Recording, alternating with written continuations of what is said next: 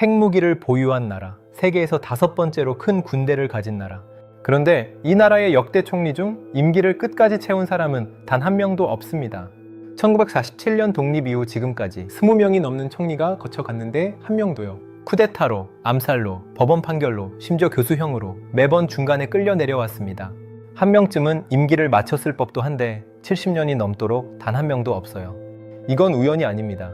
파키스탄이라는 나라에는 뭔가 근본적인 구조적 결함이 있습니다. 한 나라가 어떻게 70년 넘게 같은 실수를 반복하게 됐는지 그 이야기를 처음부터 끝까지 하나의 흐름으로 따라가 보겠습니다. 이야기는 영국이 떠난 직후부터 시작합니다. 1947년 8월 영국령 인도가 두 나라로 쪼개졌어요. 힌두교 다수의 인도, 이슬람교 다수의 파키스탄. 그런데 이 분리 과정에서 파키스탄은 치명적인 핸디캡을 안고 출발합니다. 당시 영국령 인도 전체 GDP에서 파키스탄이 가져간 몫은 고작 7%였어요. 인도가 약 88%를 가져간 것과 비교하면 거의 빈손으로 시작한 셈이죠. 공장도, 항구도, 숙련된 관료도 대부분 인도 쪽에 있었습니다. 분리독립 과정에서 약 1,500만에서 1,800만 명이 국경을 넘어야 했고 종교 폭동으로 수십만 명이 목숨을 잃었어요. 한 나라가 탄생하기도 전에 이미 피로 물든 출발이었습니다. 여기에 더 기이한 상황이 있었어요. 파키스탄은 동파키스탄과 서파키스탄 두 지역으로 나뉘어 있었는데 이 두 지역 사이에 인도가 떡하니 놓여 있었습니다. 같은 나라인데 가운데를 적대국이 가로막고 있는 거예요. 비행기로 가려면 인도 영공을 피해 수천 킬로미터를 돌아가야 했고 행정적으로도 군사적으로도 통합이 어려웠습니다. 세계 어디에도 이런 나라는 없었어요. 이런 상황에서 파키스탄 지도부가 선택한 건 군사력 강화였습니다. 독립하자마자 인도와 첫 번째 전쟁이 터졌고 카슈미르를 두고 총을 겨누게 됩니다. 그리고 이 선택이 파키스탄의 미래를 완전히 다른 방향으로 틀어버립니다. 독립 당시 파키스탄 정부 세입의 85%가 국방비로 들어갔습니다. 학교 지을 돈도, 병원 세울 돈도, 도로 만들 돈도 뒤로 밀렸어요. 군대가 최우선이었으니까요. 그리고 이 우선순위는 70년이 지난 지금까지도 바뀌지 않았습니다. 현재도 파키스탄은 GDP의 약 2.8%를 국방에 씁니다. 세계에서 가장 높은 수준 중 하나의 비율에 속해요. 반면 교육에는 2%도 안 되고 의료에는 1.3% 수준입니다. 그런데 여기서 한 가지 반전이 있습니다. 군사력에 집착했음에도 불구하고 파키스탄은 1990년까지 경제적으로 인도보다 나쁘지 않았어요. 오히려 1인당 GDP는 더 높은 시기가 많았습니다. 1960년대부터 80년대까지 파키스탄은 연평균 6% 성장을 기록했고 인도는 4%에 머물렀죠. 내부적으로 문제가 많았는데 어떻게 성장이 가능했을까요? 냉전 덕분입니다. 미국은 소련을 견제하기 위해 파키스탄을 지정학적 파트너로 삼았어요. 막대한 원조가 쏟아졌습니다. 1979년 소련이 아프가니스탄을 침공했을 때 파키스탄은 미국의 핵심 동맹이 됐죠. 사우디아라비아를 비롯한 걸프 국가들도 같은 이슬람 형제국이라는 이유로 지원을 아끼지 않았고요. 외부에서 돈이 들어오니 성장은 했지만 내부 개혁은 뒷전이었어요. 남의 돈으로 버티는 경제였습니다. 그리고 1971년 파키스탄에 거대한 충격이 닥칩니다. 나라가 둘로 쪼개지는 사건이에요. 동파키스탄, 지금의 방글라데시는 서파키스탄과 언어도 다르고 문화도 달랐습니다. 동파키스탄 사람들은 벵골어를 썼고 서파키스탄은 우르두어를 공용어로 밀어붙였어요. 그런데 정치 권력과 경제적 자원은 서파키스탄에 집중되어 있었습니다. 동파키스탄은 인구가 더 많았는데도 차별받았어요. 황마 수출로 벌어들인 외화도 서파키스탄 개발에 쓰였죠. 결국 동파키스탄 사람들은 독립을 요구하게 됩니다. 파키스탄 군부는 이를 무력으로 진압하려 했어요. 대규모 군사작전이 시작됐고 엄청난 희생자가 발생했습니다. 인도가 개입하면서 전쟁으로 번졌어요. 결과는 파키스탄의 완패였습니다. 단 13일 만에 9만 3천 명의 파키스탄 군인이 포로로 잡혔고 동파키스탄은 방글라데시로 독립했어요. 파키스탄은 하루아침에 인구의 절반 이상과 상당한 경제 기반을 잃어버렸습니다. 이 사건은 파키스탄에 깊은 트라우마를 남겼어요. 인도에 대한 적개심은 더 깊어졌고 군부의 정치 개입은 더 강해졌습니다. 그리고 아이러니하게도 분리되어 나간 방글라데시는 훗날 여러 지표에서 파키스탄을 추월하게 됩니다. 독립 당시에는 세계 최빈국 중 하나였는데 말이죠. 이 역전의 이야기는 조금 뒤에 다시 하겠습니다. 1991년 세계 경제 지형을 바꾸는 사건이 터집니다. 인도가 경제 개혁을 단행한 거예요. 폐쇄적인 사회주의 경제를 버리고 시장을 열었습니다. 외국 투자를 받아들이고 기업 활동 규제를 풀었죠. 동시에 냉전이 끝나면서 미국의 파키스탄에 대한 관심도 줄어들었어요. 파키스탄은 움직이지 않았습니다. 외부 원조가 줄어드는데도 내부 개혁은 시작되지 않았어요. 정치는 불안했고 군부는 계속 개입했고 기득권층은 변화를 원하지 않았습니다. 2009년 드디어 교차점이 찍힙니다. 인도의 1인당 GDP가 처음으로 파키스탄을 추월해요. 비슷한 출발점에서 시작한 두 나라가 완전히 다른 궤적을 그리기 시작한 겁니다. 지금 인도는 세계 5위 경제 대국이에요. 파키스탄은 여전히 IMF 신세를 지고 있고요. 같은 땅에서 갈라져 나온 두 나라의 운명이 이렇게 달라졌습니다. 그런데 파키스탄에는 인도에 없는 특이한 구조가 하나 있습니다. 바로 군부의 경제 장악이에요. 이 부분을 이해해야 파키스탄 경제의 진짜 모습이 보입니다. 파키스탄에서 가장 큰 기업 집단이 뭔지 아시나요? 재벌도 아니고 대기업도 아닙니다. 바로 군대예요. 파우지 재단이라는 조직이 있습니다. 원래는 퇴역 군인들을 위한 복지재단으로 1954년에 시작했는데 지금은 약 60억 달러 규모의 거대 기업 집단으로 성장했어요. 한국의 중견 대기업 수준입니다. 시멘트, 비료, 발전소, 은행, 식품회사까지 파우지 재단 산하 기업들이 파키스탄 경제 곳곳에 뻗어 있어요. 여기에 육군 복지 신탁, 바우리아 재단, 샤인 재단 같은 다른 군부 기업들까지 합치면 규모가 더 커집니다. 군부가 사업을 하는 나라, 그것도 나라에서 가장 큰 사업체를 운영하는 나라. 흔치 않죠. 문제는 이 군부 기업들이 공정하게 경쟁하지 않는다는 거예요. 세금 감면 혜택을 받고 정부 계약을 따내는데 유리하고 규제도 덜 받습니다. 민간 기업들은 이런 거대한 경쟁자와 맞서야 해요. 마치 심판이 직접 경기에 뛰어든 것과 같습니다. 공정한 경쟁이 불가능한 구조죠. 게다가 군부가 경제적 이해관계를 갖게 되면 민간 정부의 정책 결정에 간섭할 동기가 생깁니다. 자기들 사업에 불리한 정책이 나오면 가만히 있을까요? 그래서 파키스탄 역사에는 군부 쿠데타가 반복되는 거예요. 정치적 명분만 있는 게 아니라 경제적 이해관계도 얽혀 있습니다. 군부 말고도 파키스탄 경제를 좌지우지하는 세력이 또 있습니다. 봉건 지주들과 정치 왕조예요.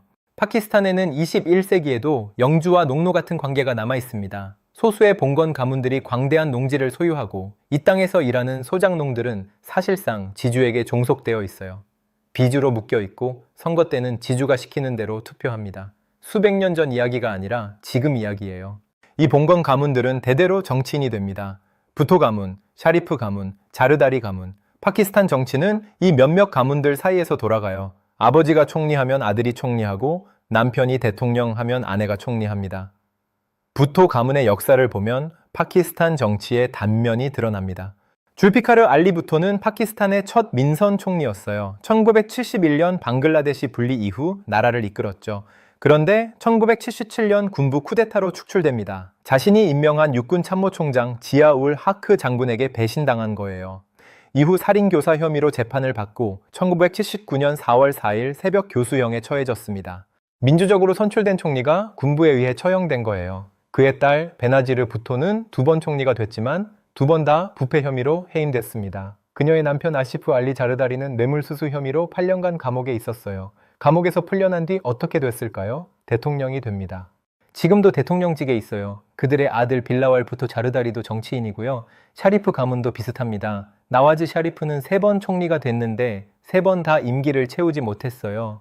첫 번째는 대통령에 의해, 두 번째는 군부 쿠데타로, 세 번째는 파나마 페이퍼스 스캔들로 대법원에 의해 자격을 박탈당했습니다. 그의 동생 셰바즈 샤리프가 현재 총리예요. 이 정치 가문들에 대한 부패 의혹은 끊이지 않습니다. 스위스 법원에서 유죄 판결을 받은 사례도 있어요. 그런데 이들은 계속 정치에 복귀합니다. 왜냐하면 이 구조를 깰 수 있는 새로운 세력이 등장하기 어렵거든요.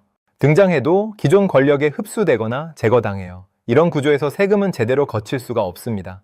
파키스탄의 세금 대 GDP 비율은 약 10%예요. 전 세계에서 가장 낮은 축에 속합니다. 개발도상국 평균이 15%부터 20%까지인 것과 비교하면 심각한 수준이죠. 왜 이렇게 낮을까요? 돈 있는 사람들이 세금을 안 내기 때문입니다. 농업 부문은 거의 과세가 안 되고 부동산 투기 수익에도 제대로 된 세금이 매겨지지 않아요. 정치인들 자신이 대지주이고 부동산 부자인데 자기 재산에 세금 매기는 법을 만들겠어요? 법을 만드는 사람들이 그 법의 적용 대상이 되기를 거부하는 겁니다. 세금을 못 거두면 정부는 어떻게 할까요? 빚을 지는 수밖에 없어요. 그리고 이 빚이 파키스탄을 IMF의 단골 손님으로 만들었습니다. 파키스탄은 1958년 처음 IMF 문을 두드린 이래로 2024년 9월까지 무려 24번의 구제금융을 받았어요. 세계 기록입니다. 지난 44년 중 32년을 IMF 프로그램 아래에서 보냈습니다. 병원 중환자실에서 나왔다 들어갔다를 반복하는 만성 환자와 같아요. IMF는 구제금융을 줄 때마다 조건을 걸어요. 보조금 줄여라, 세금 올려라, 환율 자유화해라, 공기업 민영화해라. 파키스탄 정부는 당장의 위기를 넘기기 위해 수락합니다. 그런데 조금 숨통이 트이면 다시 원래대로 돌아가요. 보조금 부활하고 개혁 중단하고 선거가 다가오면 더 심해집니다. 표가 필요하니까요. 2022년이 전형적인 사례입니다. 당시 임란칸 정부는 IMF와 합의해놓고도 유가가 오르자 연료 보조금을 재도입했어요. 재무장관이 나중에 뭐라고 했는지 아세요? 이 보조금 정책이 다음 정권의 경제를 파괴하기 위한 폭탄이었다고요. 정치적 계산으로 경제 정책을 결정한 겁니다. 임란칸은 불신임 투표로 물러났고 다음 정부는 경제 위기를 떠안았습니다. 2022년에는 인재만 있었던 게 아닙니다. 천재도 있었어요. 그해 여름 파키스탄 국토의 3분의 1이 물에 잠겼습니다. 역사상 최악의 홍수였어요. 1739명 이상이 목숨을 잃었고 3,300만 명이 피해를 입었습니다.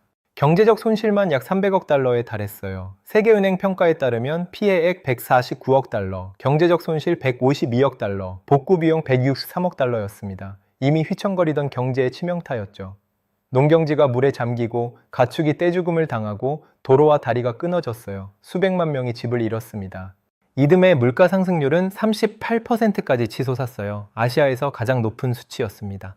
설상가상으로 파키스탄에는 만성적인 전력 문제가 있습니다. 정전이 일상이에요. 2023년 1월 23일 파키스탄 전역이 암흑에 빠졌습니다. 전국적인 정전이에요. 오전 7시 34분 국가 전력망이 붕괴했어요. 2억 2천만 명이 전기 없이 하루를 보냈습니다. 대부분의 지역에서 12시간에서 13시간 동안 전기가 끊겼고 일부 농촌 지역은 24시간에서 72시간까지 정전이 이어졌어요. 그날 병원에서는 무슨 일이 벌어졌을까요?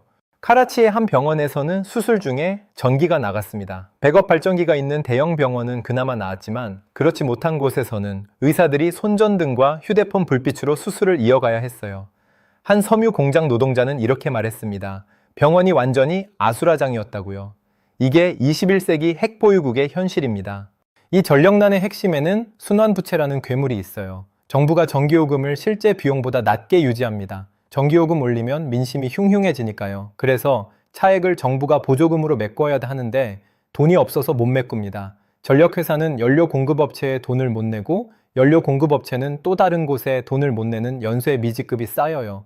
2024년 5월 기준으로 전력부문 순환부채만 2조 3,100억 루피에 달합니다. 전문가들은 만성적인 에너지 부족이 매년 파키스탄 GDP의 3에서 4%를 갉아먹고 있다고 추정해요. 이 손실이 교육이나 의료에 투자됐다면 지금 상황이 달라졌을 겁니다. 이런 상황에서 중국이 손을 내밀었습니다. 도움일까요? 덧칠까요? 2015년 중국은 파키스탄에 CPEC, 중국-파키스탄 경제회랑이라는 거대 프로젝트를 제안했습니다. 도로, 항만, 발전소를 건설해 주겠다고요. 초기 투자 규모만 600억 달러가 넘었어요. 파키스탄으로서는 만성적인 전력난과 인프라 부족을 한 번에 해결할 수 있다고 기대했죠. 그런데 이 돈은 대부분 대출이었어요. 무이자가 아니라 시장 금리에 가까운 이자가 붙는 대출이요. 프로젝트가 계획대로 진행됐다면 문제 없었을 수도 있습니다. 경제가 성장하면 대출금도 갚을 수 있었겠죠. 현실은 달랐어요. 부패와 비효율로 프로젝트는 지연됐고 비용은 예상보다 훨씬 많이 들었습니다. CPEC 관련 부채가 약 95억 달러에 달한다는 분석도 있어요. 일부에서는 이를 빚의 덫이라고 부릅니다. 중국이 의도적으로 감당하기 어려운 대출을 제공해서 영향력을 확대한다는 거예요. 다른 쪽에서는 반박합니다. 제때 제대로 관리했으면 파키스탄 경제에 큰 도움이 됐을 거라고요. 파키스탄 경제학자들도 이 점은 인정해요. 결국 CPEC가 덫인지 기회인지는 파키스탄 스스로 어떻게 관리하느냐에 달려 있었는데 관리를 못한 거죠. 지금 파키스탄은 미국 주도의 IMF와 중국 사이에서 줄타기를 하고 있습니다. 미국은 IMF 대출금이 중국 빚 갚는 데 쓰이는 걸 경계하고 중국은 파키스탄에서 영향력을 유지하려 해요. 파키스탄은 양쪽 모두에게 손을 벌려야 하는 처지입니다. 이런 상황에서 사람들은 어떤 선택을 할까요? 떠나는 겁니다. 파키스탄의 두뇌 유출은 역사상 최악의 수준입니다. 2021년에는 약 22만 5천 명이 해외로 떠났는데 2022년에는 76만 5천 명으로 3배 넘게 늘었어요. 2022부터 2024년까지 약 250만 명의 파키스탄 사람들이 나라를 떠났습니다. 그냥 떠나는 게 아니에요. 의사, 엔지니어, 회계사 같은 고급 인력들이 떠납니다. 최근 24개월 동안 약 5천 명의 의사, 11,000명의 엔지니어, 13,000명의 회계사가 파키스탄을 떠났어요. 경제 불안, 인플레이션, 정치적 불확실성, 약한 거버넌스, 제한된 커리어 기회. 이유는 다양하지만 결론은 같습니다. 여기서는 미래가 안 보인다는 거예요. 나라를 발전시킬 수 있는 사람들이 빠져나가고 있습니다. 아무리 열심히 공부하고 능력을 키워도 기회가 없으니까요. 일자리가 없고 있어도 제대로 된 대우를 못 받아요. 전기는 수시로 끊기고 물가는 치솟고 정치는 불안하고 그러니 기회가 있으면 떠나는 겁니다. 그런데 여기서 아이러니가 있어요. 파키스탄에는 엄청난 잠재력이 있습니다. 인구가 2억 4천만 명이 넘어요. 그중 3분의 2가 30세 미만의 젊은 층입니다. 경제학에서는 이를 인구 배당금이라고 불러요. 젊은 노동력이 풍부하면 경제 성장의 엔진이 될 수 있거든요. 한국, 중국, 베트남이 이 인구 배당금을 잘 활용해서 도약했죠. 파키스탄은 이 기회를 날려버리고 있어요. 세계은행은 최근 파키스탄이 앞으로 10년간 3천만 개의 일자리를 만들어야 한다고 경고했습니다. 매년 250만, 1,300만 개씩이요. 현재 파키스탄 경제로는 거의 불가능한 숫자예요. 일자리가 없으면 젊은이들은 좌절하고 인구 배당금은 인구 함정으로 바뀝니다. 자산이 될 수 있었던 인구가 오히려 부담이 되는 거죠. 앞서 말씀드린 방글라데시 이야기를 다시 해볼게요. 1971년 파키스탄에서 분리됐을 때 방글라데시는 세계 최빈국 중 하나였습니다. 전쟁의 상처, 기근, 자연재해, 출발점이 파키스탄보다 훨씬 나빴어요. 그런데 지금은 어떨까요? 방글라데시의 1인당 GDP는 파키스탄을 추월했습니다. 섬유 수출에서는 파키스탄을 완전히 압도해요. 방글라데시가 세계 2위 의류 수출국인 반면 파키스탄 섬유 산업은 경쟁력 위기를 겪고 있습니다. 2025에서 26년 회계연도 상반기 기준으로 파키스탄 섬유 수출은 EU, 미국, 영국 모든 주요 시장에서 감소했어요. 1971년에 갈라져 나간 나라가 더 불리한 조건에서 시작한 나라가 파키스탄을 추월한 겁니다. 방글라데시는 섬유 산업에 집중하고 여성 노동력을 활용하고 소액금융을 발전시켰어요. 파키스탄은 그 시간에 뭘 했을까요? 군사력을 키우고 핵무기를 개발하고 정치적 혼란을 반복했습니다. 자, 그럼 파키스탄의 미래는 어떨까요? 여기서 또 하나의 아이러니가 등장합니다. 2024년 파키스탄 증시는 세계 최고의 성과를 기록했어요. KSE 100 지수가 한 해 동안 84에서 87% 상승했습니다. 외국인 투자가 10년 만에 최대치를 기록했고요. 2025년에도 약 52% 상승하며 3년 연속 강세장을 이어갔습니다. 나라 경제가 이 지경인데 주식시장이 폭등하다니 이상하죠? 이유가 있어요. IMF 구제금융으로 당장의 위기는 넘겼고 중앙은행이 금리를 내리면서 투자자금이 주식시장으로 몰린 겁니다. 물가도 안정됐어요. 2023년 38%였던 인플레이션이 2025년 초에는 한 자릿수까지 떨어졌습니다. 갤럽 조사에 따르면 2025년에는 파키스탄 국민의 25%가 경제가 나아지고 있다고 답했어요. 2024년에 12%에서 2배 이상 늘어난 거죠. 희망의 신호처럼 보입니다. 그런데 이게 진짜 회복일까요? IMF도 2025년 12월 보고서에서 파키스탄이 단기적 안정은 되찾았지만 높은 부채, 약한 투자, 느린 고용 성장이라는 구조적 문제가 여전하다고 지적했어요. 지금의 안정은 IMF 구제금융 덕분입니다. 24번째 수혈을 받고 잠시 회복된 것처럼 보이는 거예요. 근본적인 문제, 낮은 세수, 봉건 엘리트의 저항, 군부의 경제 장악, 정치 불안 이런 것들이 해결된 게 아닙니다. 부패로 인해 파키스탄이 매년 잃는 돈이 GDP의 6%에 달한다는 최근 보고서도 있어요. 파키스탄의 이야기는 하나의 원인으로 설명되지 않습니다. 불리한 출발, 지정학적 위치, 군사력에 대한 집착, 군부의 경제 장악, 봉건적 정치 구조, 정치 왕조의 부패, 낮은 세수, 만성적 에너지 부족, 외차의 의존 이 모든 것들이 복잡하게 얽혀서 70년 넘게 악순환을 만들어 왔어요. 같은 시기에 출발한 인도는 이제 세계 5위 경제 대국입니다. 독립 당시 더 가난했던 방글라데시는 여러 지표에서 파키스탄을 추월했고요. 비슷한 시기 식민지에서 벗어난 한국은 세계 10위권 경제 강국이 됐습니다. 파키스탄만 여전히 IMF 병동을 드나들고 있어요. 핵무기가 있고 미사일이 있고 대륙간 탄도미사일까지 개발했지만 국민들에게 안정적인 전기 공급조차 못하는 나라, 수술 중에 정전이 나서 의사들이 휴대폰 불빛으로 수술해야 하는 나라, 임기를 채운 총리가 단 한 명도 없는 나라, 그러면서도 주식시장은 세계 최고 수익률을 기록하는 나라, 파키스탄은 모순 덩어리입니다. 그리고 그 모순 속에서 가장 큰 대가를 치르는 건 평범한 국민들이에요. 권력자들은 해외에 자산을 빼돌리고 능력 있는 젊은이들은 기회를 찾아 떠나고 남은 사람들은 물가와 정전과 불안 속에서 하루하루를 버팁니다. 지난 24개월 동안 5,000명의 의사가 떠났다는 건 그 의사들이 돌볼 수 있었던 환자들이 이제 누군가를 잃었다는 뜻이기도 합니다. 파키스탄이 이 악순환을 끊을 수 있을까요?